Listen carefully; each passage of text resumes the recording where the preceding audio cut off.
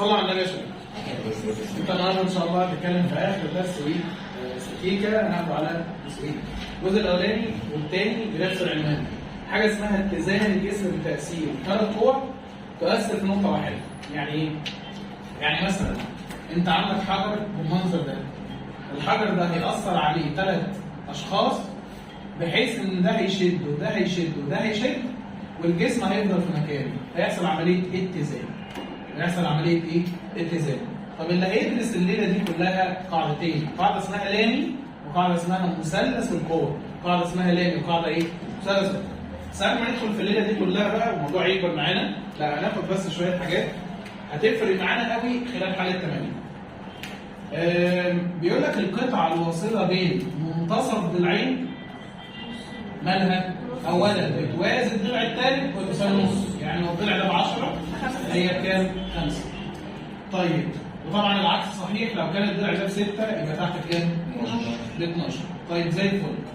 المثلث ال 30 60 ده يعني حاجه مهمه جدا جدا جدا لازم تبقى حافظينها. يقول لك النسبه بين الاضلاع بتاعته 1 2 جذر 3. مين الواحد؟ مقابل ال 30. مين الاثنين؟ الوتر. مش انت عارف ان مقابل ال 30 نص وتر؟ فرضنا ان ده ب 2 يبقى ده بكام؟ 1. وده فيثاغورس هيبقى جذر 2 تربيع ناقص 1 تربيع يبقى جذر 3. 1 2 جذر 3. طب من ديت هستفيد ايه بقى؟ والله لو جه لك في مثلث 30 60 طول الضلع المقابل ل 30 مثلا 10 او 12 بحط النسبه الاول 1 2 جذر 3. طيب طبعا انا عارف الواحد ده هو المقابل ل 30. الاثنين ده الوتر وجذر 3 المقابل لايه؟ 60. طيب لو قال لك ان الضلع اللي هو المقابل ل 30 ده ب 12 يبقى نحطه تحت الواحد ب 12. طب عاوز اعرف الوتر بكام؟ ضعفها او ناقص يبقى 24. طب عاوز اعرف الراجل ده بكام؟ 12 جذر 3. هيطلع لك 12 جذر 3. يبقى هي نسبه ثابته. طب لو عمل العكس ادالك الاطوال مثلا 5 و10 و5 جذر 3، فانت كده حسيتها ان هو مثلث 30 60. عرفت منين؟ هات النسبه بين دي على الخمسه على الخمسه على الخمسه 1 2 جذر 3 يبقى المثلث ده ايه؟ 30 60. بس يبقى الفكره كلها انك تبقى حاسسها شايفها قدامك. لو شفت اطوال تدل على 30 60 يبقى انت عرفت خلاص ان ده مثلث 30 60. طيب قاعده كمان، انت عارف ان المقابل ال 30 ايه؟ نص الوتر. طيب فاكر يعني ايه متوسط؟ المتوسط ده قطعه مستقيمه بتنزل من الراس على منتصف القاعده. بتنصفها بتنصفها بس مش عموديه، بتنصفها بس. طيب ماشي. لو انا طلعت المتوسط من الزاويه القايمه كنا واخدين ان هو بيساوي نص طول الوتر. نص طول الايه؟ زي المقابل ل 30.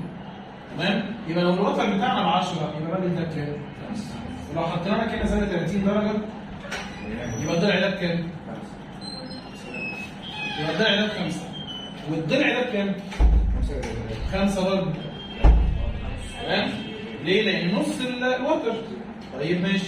بقى المثلث اللي جوه ده مثلث ايه؟ مثلث اضلاع، يعني كل زاويات 60 هنا 60 60 60. طيب بالمرة بقى. نعم. هيبقى 5 جذر 3 صح. طيب بالمرة المثلث متساوي الأضلاع ومثلث متساوي الساقين. متساوي الأضلاع جميع أضلاع متساوية كل زاوية بكام؟ 60. طب متساوي الساقين؟ متساوي الساقين معروف ان زوايا القاعده متساويه، ولو كان عندك فوق 100 يبقى فاضل لك 80 على الاثنين 40 و40. وكمان معلومه مهمه جدا جدا جدا، في متساوي الساقين فقط او حده الخاصه اللي هو متساوي الاضلاع ده، لما بننزل من الراس ننزل عمود بيعمل حاجتين. ايوه بينصف القاعده وبينصف زاويه الراس. هو اصلا عمودي، انا منزله عمود فهينصف لي القاعده نصين وهينصف لي زاويه الراس نصين. يعني معنى كده لو كانت 100 50 و50 والقاعده تحت لو كانت 12 سم فهي 6 و6. فيها مشكله؟ طب هنا تساوي الاضلاع. والله يا مستر انا معايا متساوي الاضلاع ده حاله خاصه قوي بقى. لو انا معايا الضلع ب 12 اقدر اجيب ده الاخضر العمود من الفراغيه بقى افتكر. ها؟ ما تفتكرش.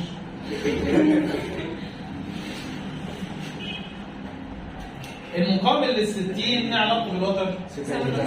نص الوتر في جذر 3 يعني 6 جذر 3. نص الوتر في ايه؟ في جذر 3. ده كده بالنسبه لل 30. المساوي الاضلاع مساوي الساقين تاخد بالك قوي من العمود لما بينزل بينصف القاعده ويبقى ايه؟ بينصف زاويه الراس. طيب مجموع الزوايا المتجمعه حوالين نقطه واحده كام درجه؟ 360. يعني لو معاك كل الزوايا ما عدا واحده تطرحها من 360 يطلع لك الباقي. مثلا لو معانا كده هنا 90 هنا 100 هنا 90 تعرف تجيب ديت؟ هيطلع لك هنا 60 ناقص دول كلهم هيطلع لك 80 درجه. يبقى كده انت عرفت زاويه ايه؟ الرابعه. طيب في شويه زوايا مهمه مجموعهم 360 برضه بس 3 زوايا. دول حفظ زي اسمك. 90 120 150 90 120 150 لما تيجي تجمعهم دول 270 و90 360. طيب عندك 60 150 150 برضك 300 زائد 60 360. الاخيره دي بقى مهمه جدا جدا جدا. لو انا معايا زاويه ب 90 واللي جنبيها طلعت 90 زائد ايه؟ يبقى الثالثه بكام؟ والله انا مش عارف. اروح اعمل ايه؟ هطرح الزاويتين دول من 360 فيبقى 360 ناقص 90 زائد 90 زائد ايه؟ 90 90 180 يبقى بقت 180 زائد ايه؟ تعالوا نطرح بقى، تعالوا نوزع السالب ده جوه. فيبقى 360 ناقص 180 سالب في موجب سالب ايه؟ بقت الثلاث زوايا 90 90 زائد ايه؟ و180 ناقص ايه؟ احفظهم زي اسمك. 90 90 زائد ايه؟ 180 ناقص ايه؟ هنا 90 120 150 60 150 150 خلاص؟ يبقى لو لقيت اي زاويتين انت عارف الثالثه بكام. ماشي كده؟ المفروض السالب ده يتوزع وهتبقى 180 بالسالب بس ما ينفعش اصلا. والله وزعناها. ماشي. 360 ناقص 180 مثلا ممكن عشان الكبير ممكن.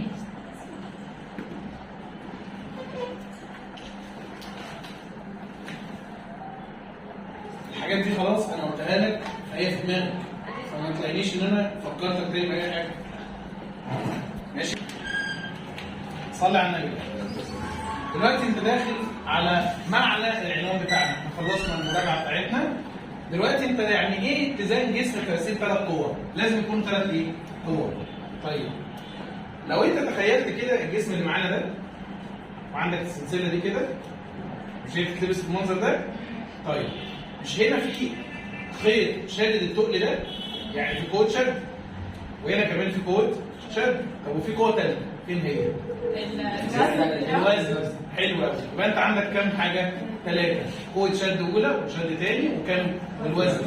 طيب ماشي. لما احنا بنفضل يعني نقعد نلعب كده ونعمل اي حاجه بتلاقيها مره واحده هي سكتت على جسمك. يبقى احنا اتفقنا دلوقتي كده ان الجسم بتاعنا ملتزم بكام قوه؟ 3 قوى. شد اول وشد ثاني وايه؟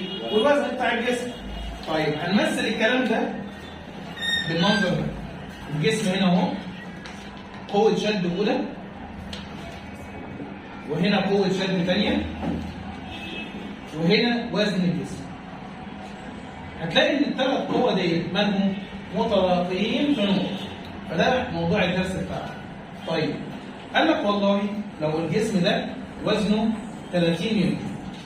حلو كده؟ وزنه 30 الله أعلم بقى هنشوف. ولقينا كمان إن الزاوية بين القوتين دول كانت 150 والزاويه بين دول 120 فاكيد الثالثه بكام؟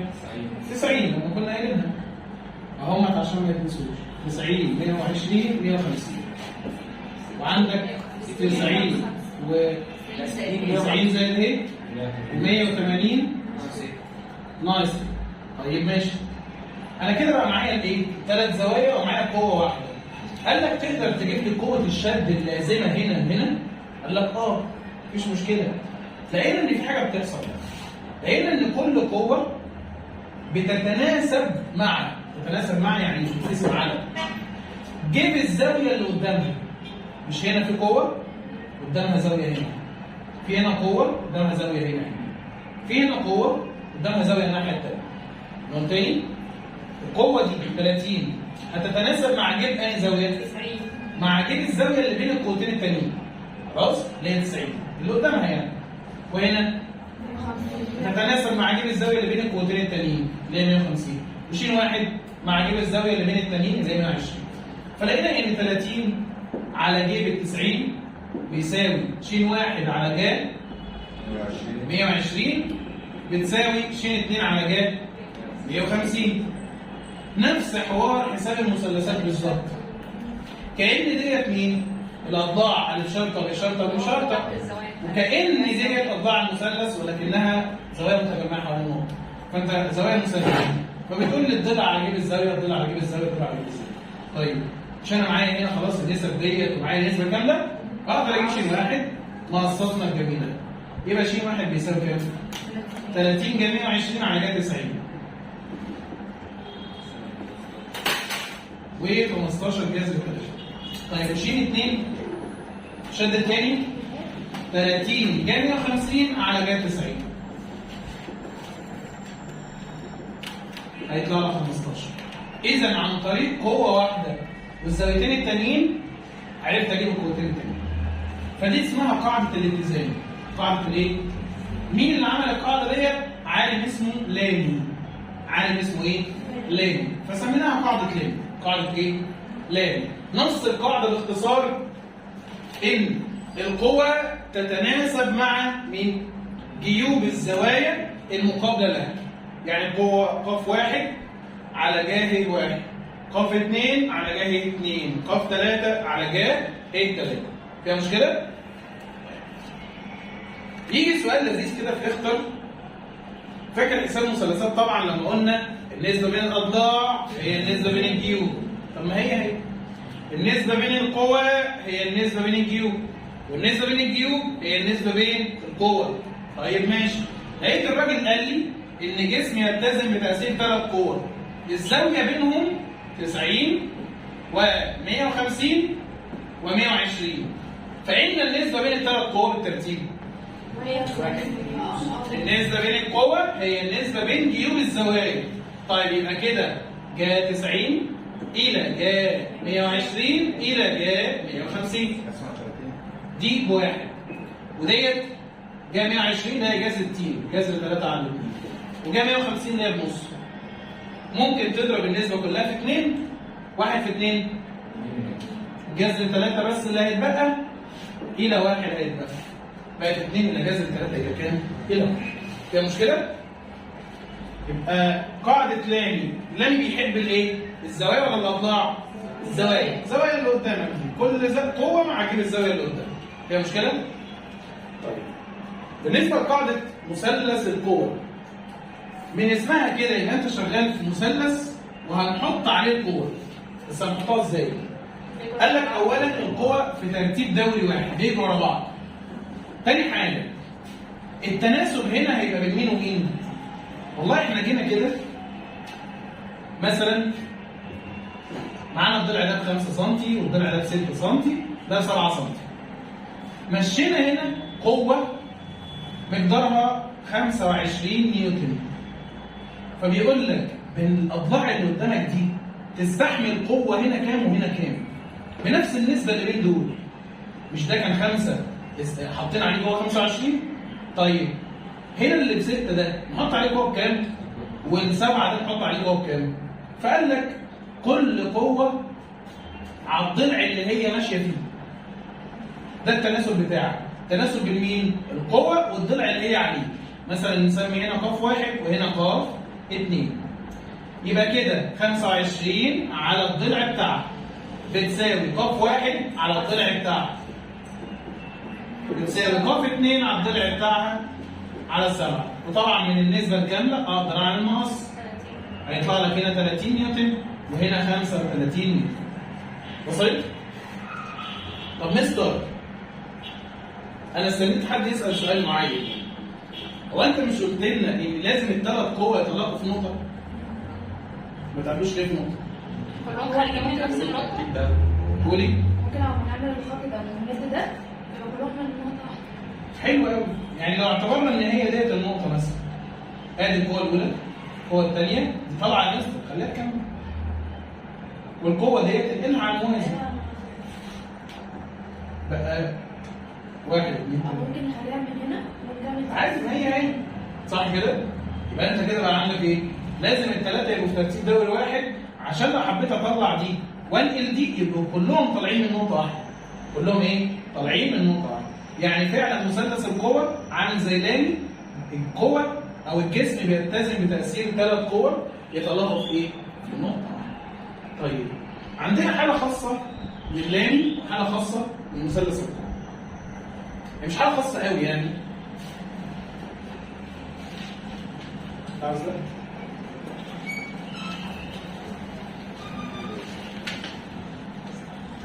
هصور. لما جينا اتكلمنا عن مثلث القوى واتكلمنا عن التناسب، لقينا ان كل قوة على الضلع اللي هي ممثلة ليه اسمها ايه؟ كل قوة على الضلع الممثلة ليه.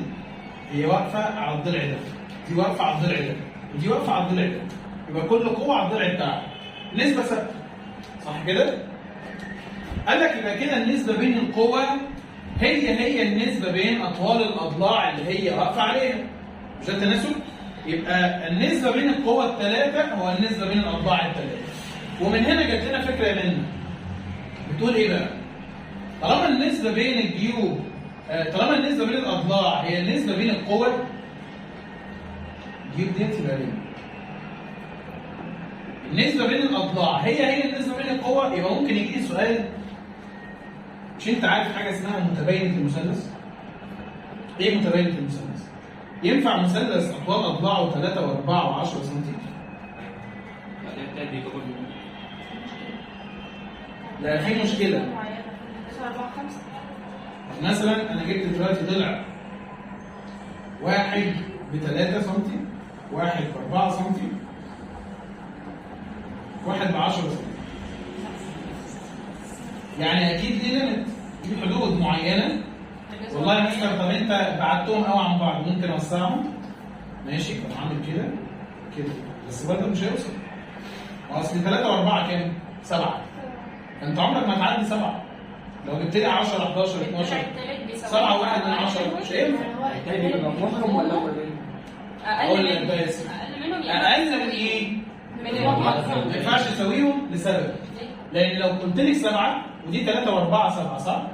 لو جبت لك الضلع ب3 اهو، ضلع ب4 اهو بقى 7 اهو، عشان تبقى 7 قد الضلع الكبير ما بقاش مثلث، يبقى هتبقى 3 نقط على السطح واحد. فلازم يكون اقل من مين؟ من المجموع واكبر من الفرق. اكبر من الفرق واقل من المجموع. يعني اي ضلع في المثلث ما بين حاجتين، فرق ومجموع. طيب فهمها لي اكتر. هل ديت تصلح ان تكون اضلاع مثلث؟ 3 و4 و6. عندنا قاعده بتقول لك ايه؟ مجموع اي ضلعين لازم يكون اكبر من الضلع الثاني اللي انتوا لسه مستنتجينها دلوقتي. لازم يكون اكبر منه، ما ينفعش حتى يساويه.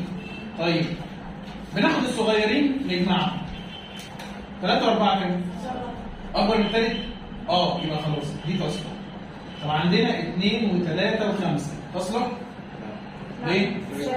عشان مجموع الضلعين الصغيرين مش اكبر منه. لا ده كده جدع على رقم واحد، يبقى لا تصلح. طب لو قلنا 6 8 11 تصلح. مجموع الصغيرين 14 اكبر من 11 يبقى تصلح. طيب 3 و5 و2 او 12 لا تصلح، عشان 3 و5 8 مش اكبر من 12. طب قلنا 1 و5 و3 لا تصلح، عشان بجمع الصغيرين حضرتك. 1 و3 4 4 اكبر من 5 لا، يبقى ديت لا تصلح. يبقى عشان خاطر تصلح الاطوال دي تبقى اضلاع مثلث اصلا، يبقى لازم مجموع الصغيرين يكون اكبر من التالت. لازم يكون اكبر من ايه؟ من التالت. فيجي السؤال يقول لك والله اختار من اللي جاي ده مثلا 3 و4 و7 ولا 2 و2 و4 ولا 6 و10 و8 ولا 8 و8 و16. اختار ايه؟ اختار من يصلح ان يكون اضلاع مثلث اللي هي كام؟ 6 و10 و8 لانك هتجمع الصغيرين هيكون اكبر من الثالثه. انما دي مش اكبر، دي بتساوي دي برضك بتساوي، يبقى خلاص لا تصلح. طيب يجي السؤال عليها بقى ازاي بالقوه؟ يجي يقول لك اي من مجموعات القوه الاتيه. اعتبر ان دي قوه مش اطوال بقى، قوه بنيوتن. حلو؟ تصلح ان تمثل باضلاع مثلث. عشان تمثل باضلاع مثلث ما هي النسبه ثابته، النسبه بين الاضلاع هي النسبه بين القوه. طب ما هي دي قوه وقوه وقوه، اللي يمشي على قوه يمشي برضه على الاضلاع. طب ما هي الاضلاع دي ما نفعتش يبقى ما تنفعش قوه. طب القوه دي ما نفعتش يبقى ما تنفعش اضلاع. يبقى خلاص ما فيش الا مين؟ 6 و10 و8 هما اللي يصلحوا ان يكون اضلاع مثلث. فبالتالي برضه تصلح ان تكون قوه ممثله بقاعده مثلث القوه. خلاص كده؟ يبقى عشان القوه دي تتحط على المثلث لازم تحقق المتباينه. والمتباينه بتقول مجموع اي ضلعين لازم يكون اكبر من التالت. بص يا سيدي، ايه موضوع العلم الخاصه؟ يجي الراجل يقول لك في جسم اثرنا عليه 3 قوى. حلو؟ 3 قوى. والله هنا الشد الاولاني كان ده جسم سلسله زي ما انت متخيلها. دي الشد الاولاني وده الشد الثاني ودوت الوزن. حلو كده؟ وجيت لقيت الراجل مد القوه اللي تحت دي الراسيه. دايما الوزن راسي، عمرك ما هتجيب وزن تلاقيه مايل. دايما الوزن ايه؟ راسي، راسي لاسفل، راسي لايه؟ لاسفل، عمود يعني. تمام؟ اتجاه الجاذبيه. ماشي؟ فلقيت ان القوه ديت مثلا ب 8 نيوتن. وراحت هنا الزاويه دي كانت ب 90. هو قال لي، هو ما اعرفش بس هو بيقول 90. وراح قال لك ان دي ب 30. فالثانيه دي بكام؟ يعني القوه دي الخط بتاعها جزأ الزاويه جزئين، واحده 30 واحده بكام؟ 60. فانا عاوز اطبق قاعده لامي عشان خاطر اجيب الشد هنا وهنا. فطبعا انت هتقعد تدور زي هناك كده كل قوه على جيب الزاويه اللي قدامها، صح؟ فهتروح تقول لي القوه ال 8 على جهه كام؟ 90. القوه ال 8 على جهه 90 بتساوي الشد الاولاني على الزاويه البعيده على جيب الزاويه اللي قدامه. طب دي بكام يا مستر؟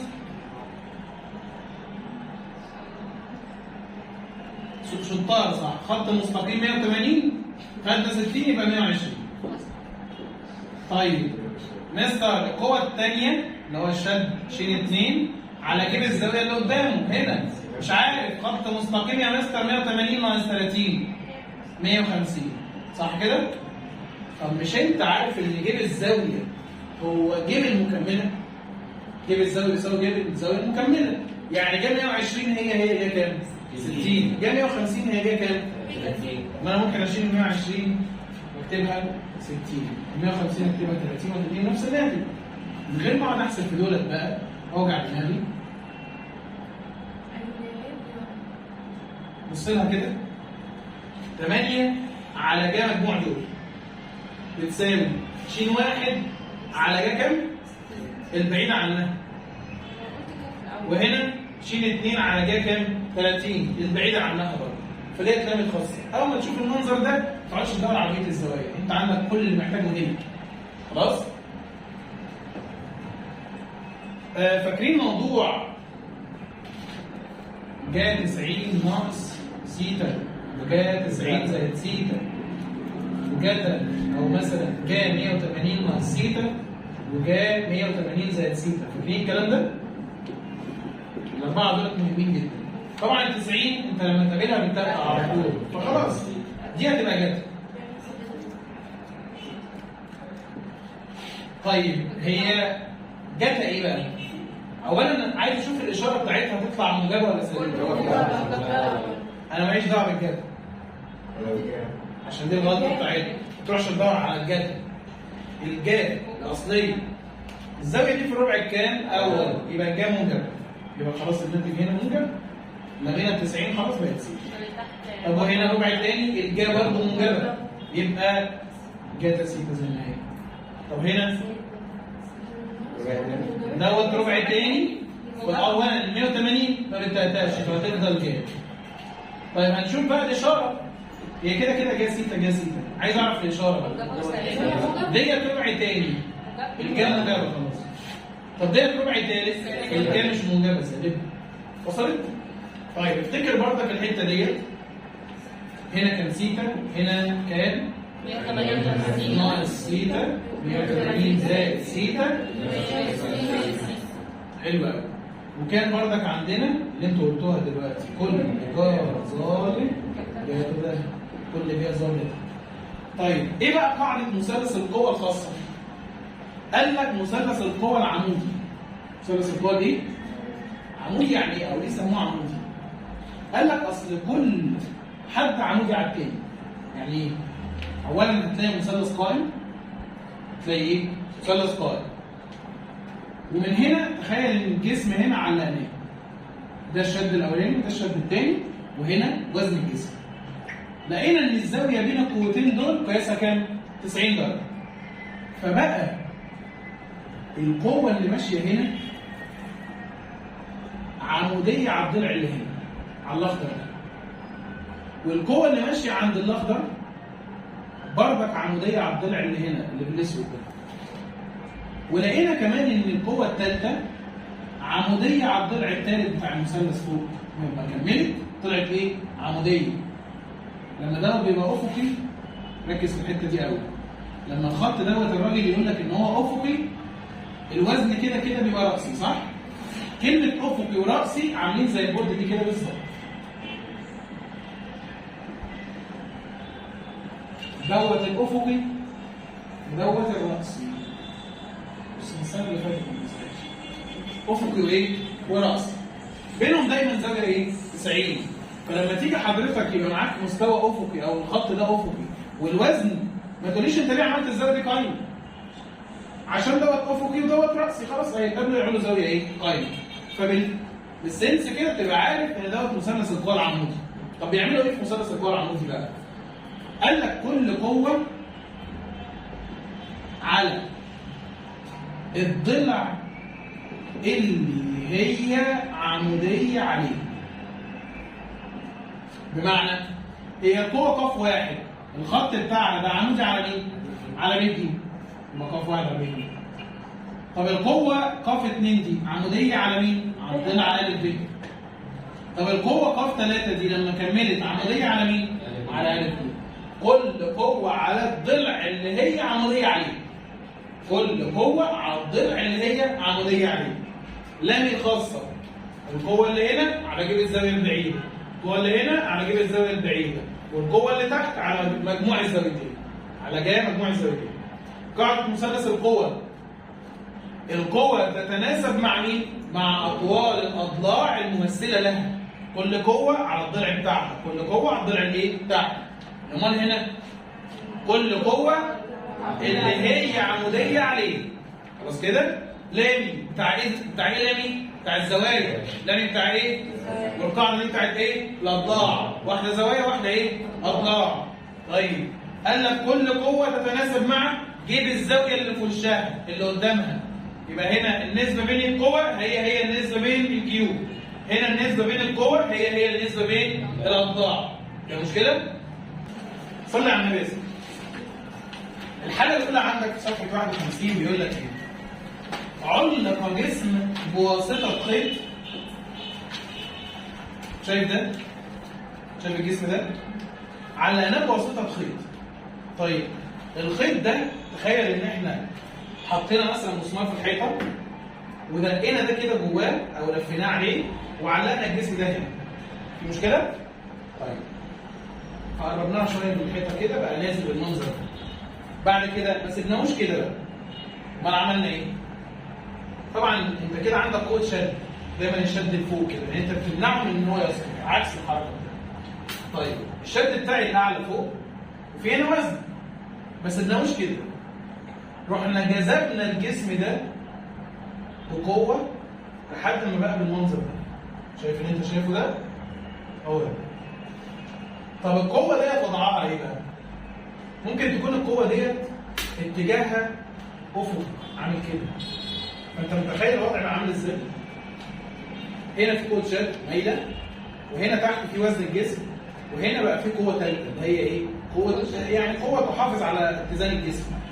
طيب الحاله الاولى عندك بتقول لك ايه؟ اتزن الجسم، كان في جسم نازل هنا كده ماشي؟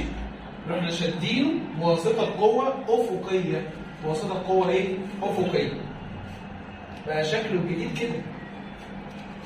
الجسم اهو وزنه رأسيا لأسفل، الوزن ايه؟ رأسيا لأسفل، الكلمة دي اقعد اكررها كتير عشان ما تقعدش تفكر. تاني حاجة جذبناه بواسطة ايه؟ قوة أفقية، قوة شكلها بالمنظر كده. قوة اسمها قاف، وهنا القوة التانية الوزن، وهنا ما تنساش ان ده كان الخيط اللي شايل الجسم، فهنا في قوة تالتة شين. مش انا متفق معاك ان كلمة أفقي ورأسي بينهم زاوية 90؟ طب فين هنا؟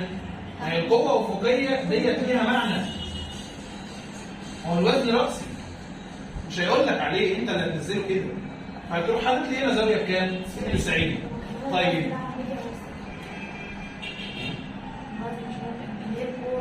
عملية على المستوى الرأسي. هيقول لك هنا يديك معلومة زيادة كمان في السؤال، هي يقول لك ايه؟ الكلام اللي بالازرق اللي عندك بقى. اتزن الجسم، اتزن سكن يعني عندما كان الخيط ده يميل على الحائط بزاوية قياسها 30. انت عارف ان المعلومة دي فكت لي كل حاجة. الجسم ده كان وزنه الله اعلم مثلا وزنه 10. حلو كده؟ لما الراجل قال لي ان هو اتزن لما كان بيميل بزاوية 30، قلت له طب الحمد لله. انا حاسس ان هي لايمة بس محتاجة 3 زوايا اللي هنا.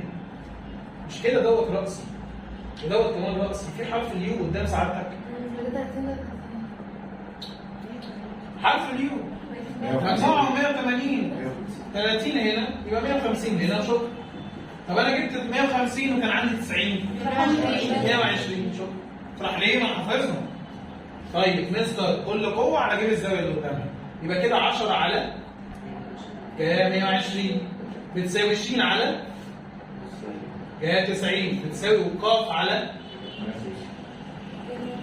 وتروح ساعتك عامل المقصات بتاعتك تجيب الشد وتعمل مقص تاني مع ديت تروح جايب مين؟ الخلق. صعبه؟ طيب حاجه ثانيه برضك بنفس المعلومات ولكن هيزود لك حاجه. بيقول لك انت كان عندك جسم برضك معلق رأسيا. ايه اللي حصل؟ جذب الجسم بواسطه قوه افقيه، برضك بقوه افقيه. يعني بقى شكله كده. الوزن كده كده اوتوماتيك رأسيا للاسفل. والقوه الافقيه اهي تمام. بقت قاف وهنا الوزن بتاع الجسم. بعد كده هو قال لي معلومه بتقول لي طول الخيط 130 سم. الخيط ده مستر هنا في قوه شد ما تنساش. طول الخيط ده 130 سم. طيب ماشي. بعدين قال لي اتزن الجسم ده، الجسم اللي انت حاطه هنا ده اتزن عندما كان يبعد عن الحائط مسافه 50 سم. يعني ايه يبعد؟ انا ابعد عن الحائط، هتقيس مسافه كده ولا هتقيسها كده ولا هتقيسها كده عموديه. يبقى اصبح على بعد ايه؟ عمودي.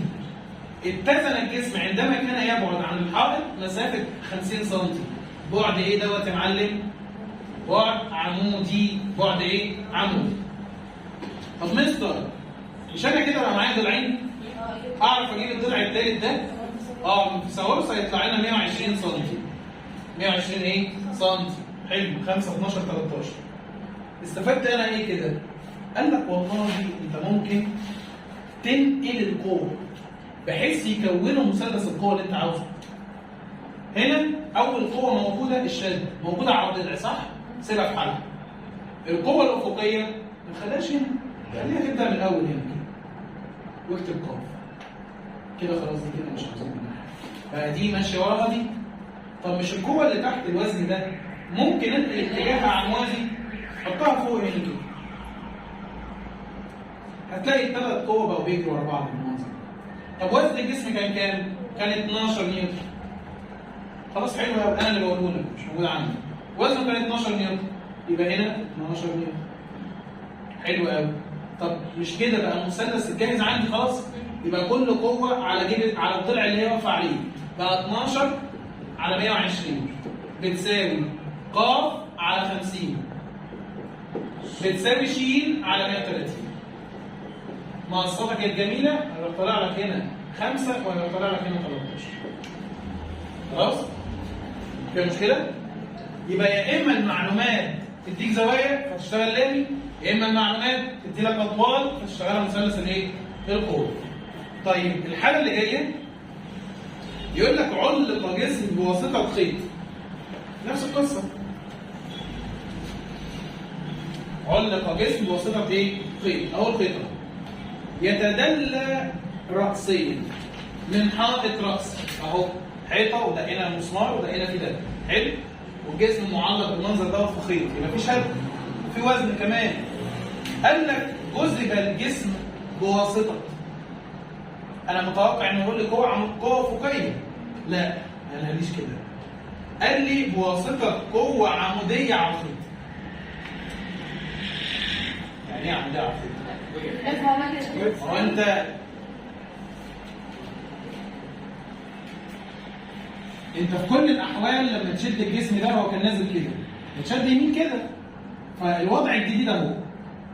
صح كده؟ قال لك إن القوة اللي أنت شديت بيها مالها؟ أفقية؟ لا، قال لي عمودية على الخيط. الخيط اهو يبقى عمودية، يبقى 90 جت هنا.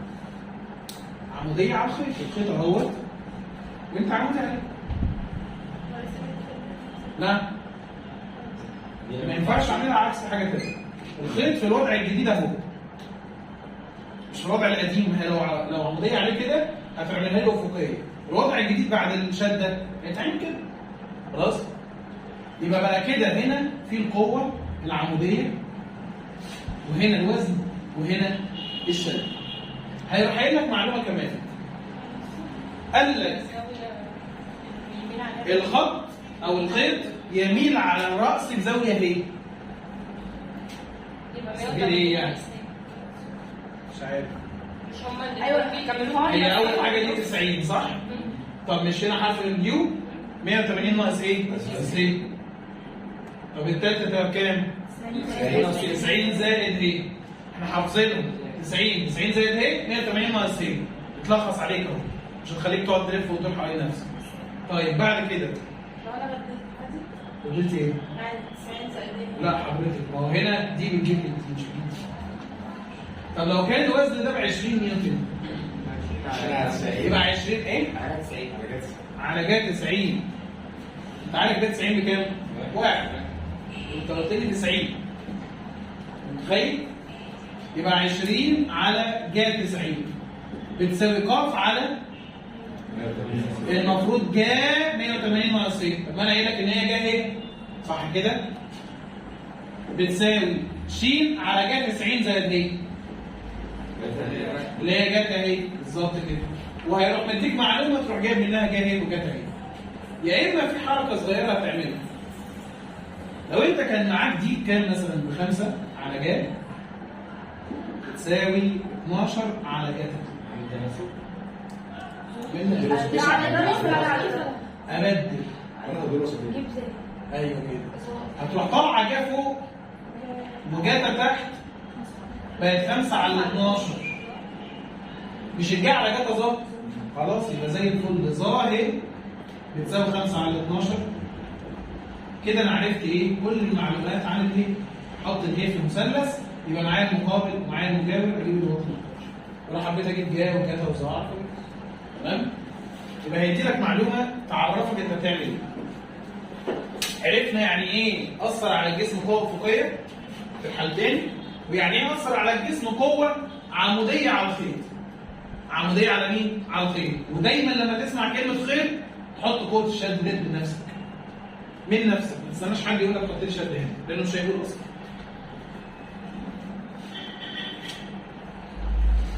كلنا شفنا اللمبه اللي هي بتاعت زمان، اللي هي الحمراء دي، اللي بتبقى نازله بسلك من فوق. صح كده؟ بقت بيحطوا بدلها اللمبه الموفره اللي هي البيضاء دلوقتي. طيب تخيل ان ديت احنا عاملينها كده برضه زي اللمبه اللي انت شايفها، ومعلقينها في السقف فوق. حلو كده؟ فبقت حره، فوق في شد، تحت في وزن. سيبناها في حالها؟ قال لك لا. جزء من الجسم بواسطه قوه الله اعلم هو وضعها ايه. قوه فوقيه مثلا. فهتلاقي ان انت كنت نازل كده عادي خالص، جسم كان كده، واحنا شادين. قوه ايه؟ فوقيه بالمنظر ده. بقت الجسم متزن بهذا الشكل. حد شايف حاجه؟ بقى الشكل الجديد بتاعه هو متعلق من هنا، لا شدناه كده شويه. بقى شكله الجديد كده، ادي الجسم وزن راسي الاسفل. لو قال لك ان هو جزء بواسطه قوه افقيه، يبقى شكل القوه بهذا الشكل. قاف، وهنا الوزن، وهنا الشد. هيديك معلومه زياده اكيد. مثلا اتزن الجسم. اتزن الجسم حينما كان يميل الخيط على الافقي بزاويه قياسها 30. يبقى فوق هنا في 30. يبقى دي 150. طب ما ده حرف اليو برضه. يبقى هنا كام؟ 150. يبقى ديت بكام؟ بس ونطبق لي قاعده ايه؟ قاعده لين. بما ان هي ارقام فاحنا حافظين ان هو مفيش غير الارقام دي. محدش يسمع كلامي. طيب لو كان الوزن بتاع الجسم 12 نيوتن، ف 12 على جا 150 قاف على جا 120، الشد على كام؟ على جا 90. طيب ممكن نفكر تفكيره كمان صغيره. هحلها بمثلث القوة. ازاي؟ مفيش اطوال، مفيش مش عارف ايه. حلوه. الزاويه 30 انا محفظها لك من شويه، قلت لك المثلث القائم 30 60. النسبه بين الاضلاع 1 2 جذر 3. طب ما هي اعتبرها الاضلاع وعادي خالص. ازاي نثبت اصلا فين المثلث؟ هل ساعدتك؟ ايوه. مد كتير فوق كده تبقى عمود. تاني حاجه الوزن نازل لتحت، فنعمله لتحت كده 12. القوه الافقيه ننقلها على الافقي بقاف. بعدين امسح الزوايا دي خالص، كانك مش شايفها. خلاص بقى الجزء اللي تحت ده انت مش عاوزه. طب ليه؟ مش هنا 30 و90 يبقى هنا 60. الاطوال بتاعتك كام؟ الوتر ب2 مقابل ال 30 بواحد، وده بجذر 3. 1 2 جذر 3. يبقى هتروح قايل لي 12 على 1 بتساوي ش على 2 بتساوي ق على جذر 3. هي سهله مفيش مشكله. تمام؟ يبقى يا اما تكملها زوايا من غير مثلث، يا اما تكملها مثلث وترمي الزوايا. ودايما تحاسب لما تلاقي قدامك زاويه 30. مش اي رقم هو جايبه لك، هو جايبه لك لهدف. خلاص؟ حتى دي شايف ديت؟ ممكن اعمل ايه بقى؟ اروح مادد ديت كده لورا عمودي كده، القوه بقت جايه من هنا والشد بقى جاي كده، والوزن هنقله على الراس. ادي الوزن اهو. طيب مش ده 30 90 60؟ خلاص النسبه معايا الوتر ب2 مقابل ال 30 1 مقابل ال 60 جذر 3 بقى 20 على 2. الوزن اللي هو كان ب 10 على جذر 3 والقاف على 1. يبقى انت برضه قدرت تخليها ايه؟ مثلث القوه مع انها كانت لين، بس عشان خاطر الزاويه كام؟ 30. طيب ممكن الراجل يقول لي برضه حاجه رأسيه كده، ولكن هيختلف المعطى شويه. كلمه بسيطه جدا هتختلف. يجي يقول لك جسم معلق رأسيا. تمام؟ جزء بواسطه خيط بواسطه قوه افقيه. خلاص مش انا عرفت الرسمه ايه اول مبدئيا كده. دي رسمه ستاندرد كده، حاجه اساسيه. اتزن الجسم، انا عاوز بقى بعد الكلمه دي يقول ايه؟ اتزن الجسم عندما كان يميل على الرأس، عندما كان الخيط يميل على الراس بزاويه قياسها 60. فين الراس اصلا؟ هعملهم ساعات بتنزل من هنا الراس. طب دي عامله شويه. ما هو الخيط يميل عليه. الخيط يميل عليه. او تبقى عامله كده تبقى حاطه هنا 60. ما هو هي اللي بتبقى. فايه اركن دي دلوقتي خالص. طيب اتزن عندما كان يميل الخيط على الراسي بزاويه قياسها كام؟ 60. 120 يبقى هي بحرف اليو 120 وفوق 150. صح كده؟ هنشتغل بقاعده ايه؟ لا فيها مشكله؟ مش كل مره هتطلع كده.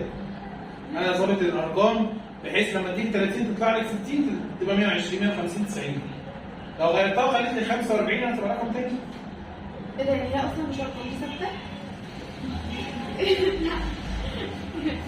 اتزن الجسم عندما كان الخيط يميل على الراس بزاويه 45. هتطرح هيطلع لك هنا 135 ودي 90 فيبقى هنا 135. حلو كده؟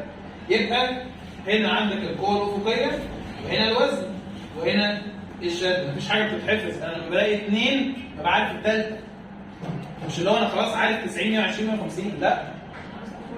طب ليه اشمعنى مش 90 و90 زائد ايه و180 ناقص ايه؟ اصل ما بحبش دي. عارف انت اللي هو كده يعني. لا يا حبيبي. على حسب زاويتين تجيب الثالثه. طيب الحاله الثالثه او الاخيره بيقول لك ايه بقى؟ الحاله الاخيره ديت مهمه جدا جدا جدا. يجي يقول لك ان الجسم اللي بتاعك ده علق مش بواسطه خيط، خيطين، والخيطين دولت مسمرناهم في الحيطه فوق لزقناهم كده. حلو؟ الله اعلم يمكن مسدس الطول عمودي. فعملنا كده هيروح مديك معلومه بقى. علق الجسم بواسطه خيطين طولهم 60 و80. علقنا الجسم ده جسم اهو تماسك بواسطه خيطين، واحد ب 60 سم وواحد ب 80 سم. ادي الجسم اهو وزنه. وطبعا هنا في شد اول هنا شد تاني. استنى بس مش هسيبك كده، مش هينفع معلومات ناقصه. وكان البعد بين الخيطين يساوي 100 سم. لو عملنا ألف ب ج كده، أولاً عشان يكون مثلث القوى العمودي لازم يكون مثلث قائم. هل ده مثلث قائم؟ أنا ما أعرفش. روح اتأكد. أتأكد إزاي؟ مش أنت لما بتلاقي 3 4 5 بتبقى عارف إن هو قائم؟ ربع الخمسة ربع دول اجمعهم 9 زائد 16 بتاع 25 ده بيساوي اذا المثلث قائم. يبقى لو عاوز تعرف هو قائم ولا لا ربع الكبير وحطه على جنب وربع الصغيرين واجمعهم. دي اول حاجه. هربع ال 100 بقت 10000. ربع الصغيرين واجمعهم 60 تربيع زائد 80 تربيع هيطلع لك 10000. ده بيساوي ده. اذا المثلث ايه؟ قائم. يساوي اذا 6 8 10 كام فرق؟ اكيد الضلع الكبير هو الوتر يبقى اللي قدامه قائم اكيد يعني. تمام؟ لا يا ماما عرفت منين؟ احنا دايما في الرسمه دايما فين؟ عرفت نسمع قائم. وانا عشان عارف الضلع هيطلع قائم بعد ان شاء الله. فقال لك هنا ايه بقى؟ الزاويه دي قايمه. طب ما انا معايا هنا قوه وشد اهوت والضلع بتاعها والشد والضلع بتاعها، بس ده ممكن اكمله كده عمودي معايا الضلع بتاعه. طب ما نشتغلها بمثلث القوه الحاله الخاصه. كل قوه على الضلع اللي هي عموديه عليه. يبقى شين واحد على مين؟ على 80. شين 2 على مين؟ على 60 اللي هي عموديه عليه. وواو على 100. واو على 100 وهكذا. طبعا هيبقى معاك الوزن مثلا عباره عن 50 نيوتن. فتروح حاطط الوزن 50 نيوتن. خلاص 50 على 100 وهنا تروح عامل مسطره 50 في 60 على 100، 50 في 80 على 100. يا اما تبقى ناصح تعرف ان اللي فوق نص اللي تحت، وهنا نص 60 يعني لو خدت بالك. بيقول لك 3 قوى مستويه ومتلاقيه في النقطه. كم قوه؟ 3 قوى ومتزنه متلاقيه في نقطه واحده مقاديرها ق 1 وق 2 و18. طيب ماشي، 3 قوى هم، واحده ق 1 واحده ق 2 واحده ب 18. فاذا كان قياس الزاويه بين خطي عمل القوتين الاولى والثانيه 90 درجه. مثلا لو القوه الاولى اللي هي ق 1، القوه الثانيه ق 2، الزاويه بينهم كام؟ 90 درجه. وبين الثانيه والثالثه 120. بين ق 2 وال 18 في 120 يبقى هنا بكام؟ اوجد مقدار ق 1 وق 2. خلاص قاعده ايه على طول؟ قاعده تاني. فتروح قايل لي 18 على جا على جا 90 بتساوي ق 1 على جا 120 بتساوي ق 2 على جا 150. بنعمل مقصاتنا مع النسبه الكامله هنا، يبقى ق 1 بتساوي 18 جا 120 على جا 90. طبعا جا 90 بكام؟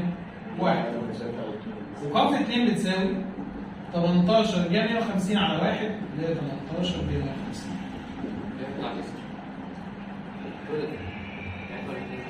فيها مشكلة؟ السؤال اللي بعديها بيقول لك نقطة مادية متزنة تحت تأثير 3 قوى مقاديرها ق 1 وق 2 و96 ثقل كيلو جرام، وأمكن تمثيلها بالقطع الموجهة أ ب و ب ج و ج أ على الترتيب في المثلث اللي اسمه أ ب ج. حلو قوي. يبقى انا بقى معايا مثلث اسمه أ ب ج في اتجاه أ ب ق 1 وفي اتجاه ب ج ق 2 وفي اتجاه ج أ 96. ناقص بقى يقول لي الاطوال بكام؟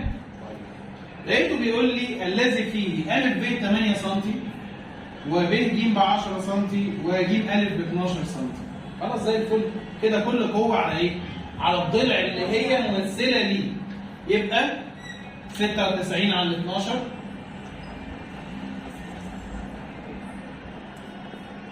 بتساوي ق 1 على ايوه بتساوي ق 2 على ال10. اذا ق 1 بتساوي كام؟ 96 في 8 على 12. وق 2 بتساوي 96 في 10 يبقى هنا 64 وهنا 8. خلاص؟ فيها مشكلة؟ صلي على النبي. بيقول لك علق ثقل مقداره 200 ثقل جرام بخيطين طولهم 60 و80 سم من نقطتين. النقطتين دولت على خط افقي واحد البعد بينهم 100 سم. انا صدعت ولا 2 هي دي. علق جسم بواسطة خيطين طولهما 60 و80 سم في خط افقي البعد بينهما 100 سم. ايه؟ يبقى انا كده عملت ايه؟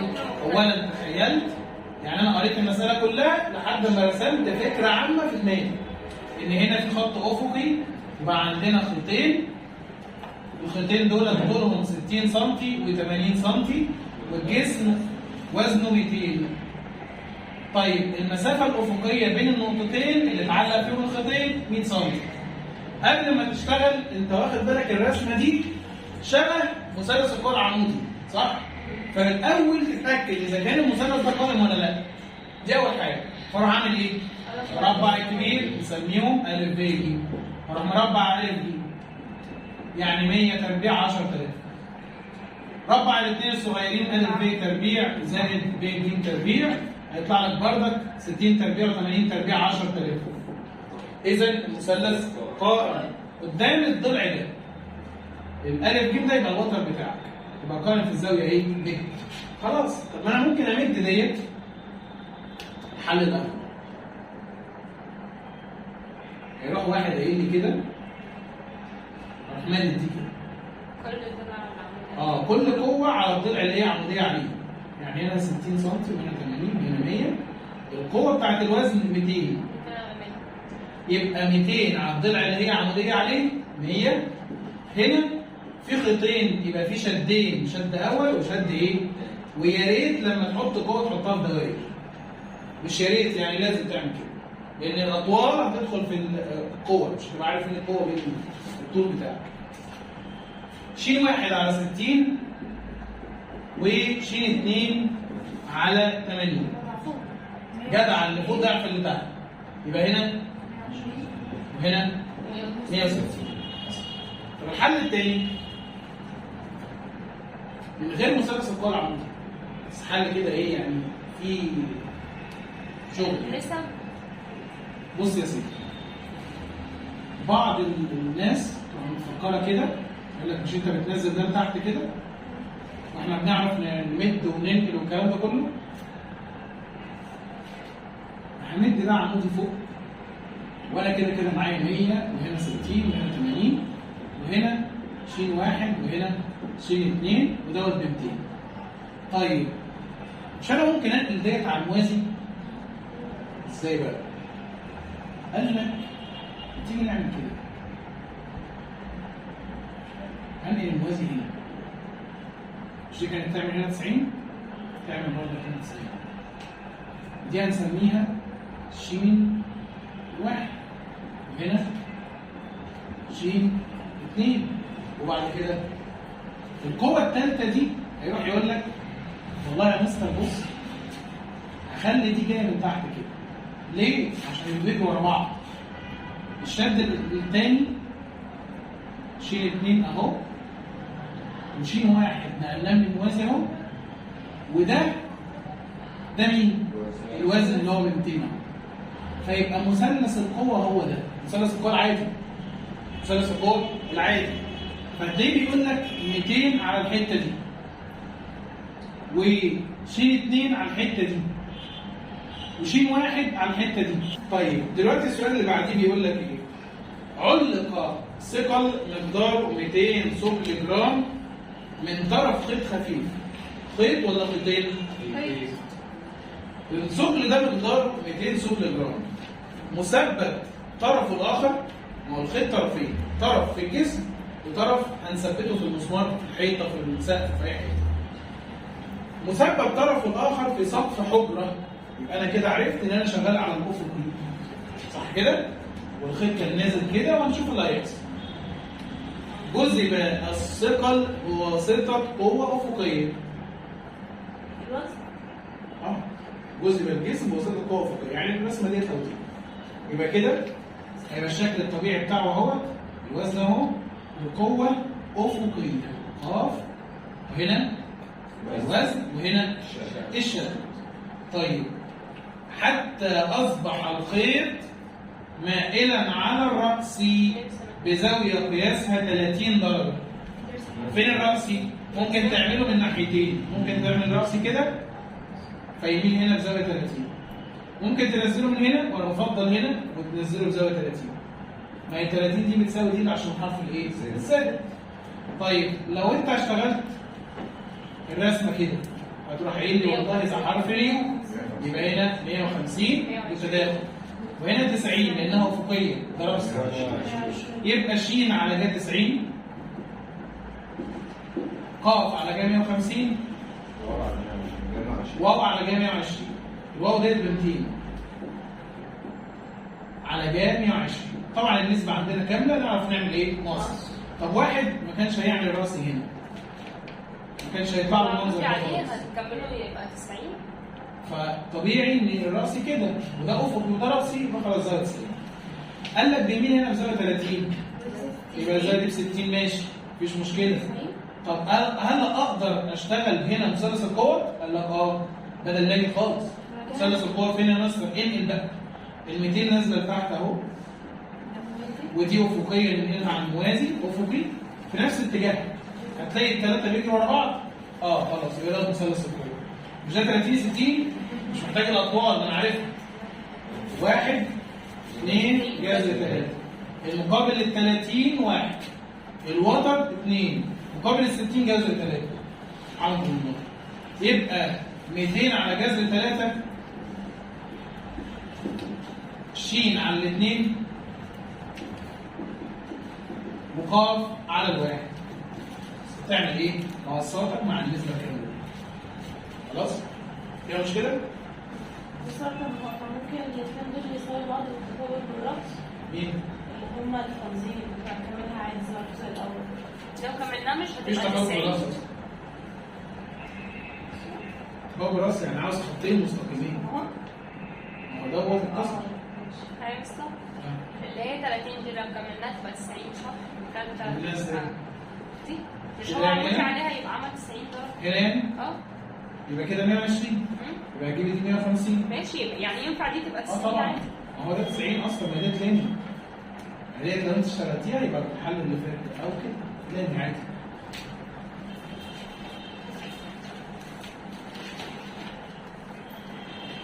ودي علقة جسم وزنه 200 ثقل جرام بواسطة خيطين خفيفين. كم خيط؟ 2. أحدهما يميل على الرأس بزاوية هي. ماشي. ويميل الخيط الآخر على الرأس بزاوية 30. حلو. يبقى أنا عندي كده جسم بالمنظر ده. علقة وزنه 200 بواسطة خيطين. أحدهما يميل على الرأس بزاوية ه والتاني يميل بزاوية 30. هو فين رأسي؟ هنا بيختلف الناس في وضع الرأس. في ناس تروح حاطة لك الرأس هنا بيقول لك ده بيميل على الرأس بزاوية ه وده بيميل على الرأس بزاوية 30. مفيش أي مشكلة. صح؟ واحد تاني ممكن يروح عامل لك الدنيا كده يقول لك الخيطين اهم صح؟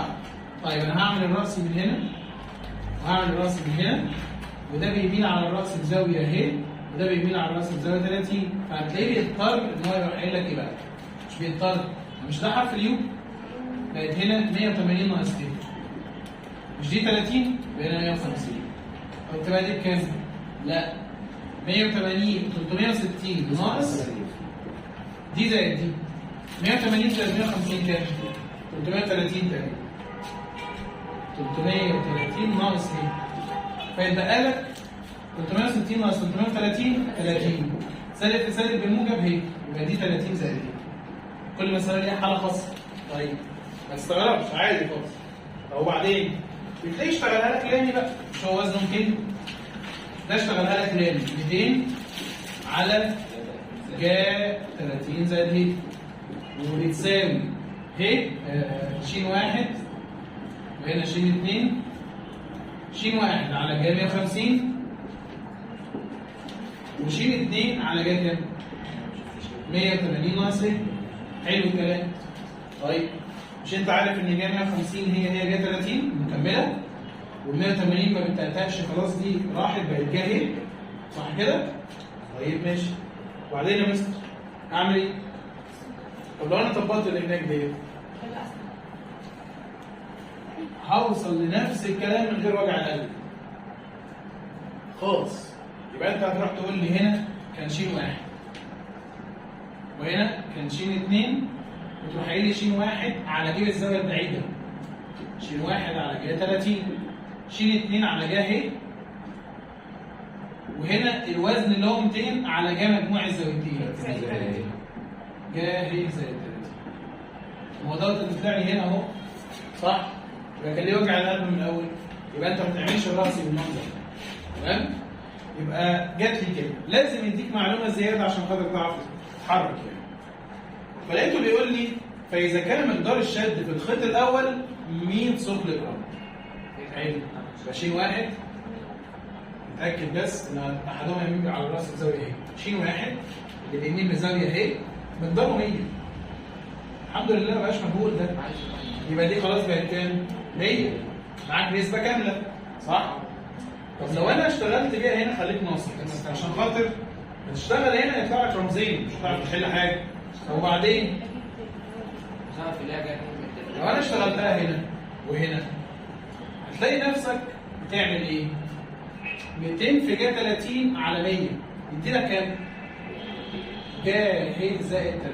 ما انا مشكلتي دلوقتي ان انا اعرف ه بكام عشان اعرف اعوض بيها هنا واعمل مقص اجيب ش.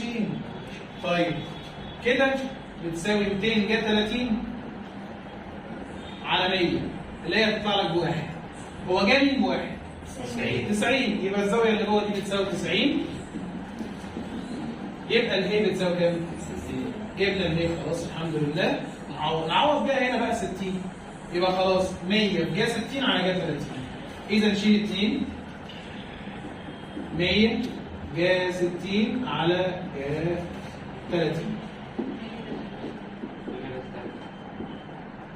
100 جذر ايه؟ 3.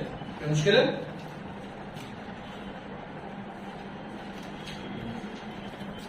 كده صفحة 59 خلاص.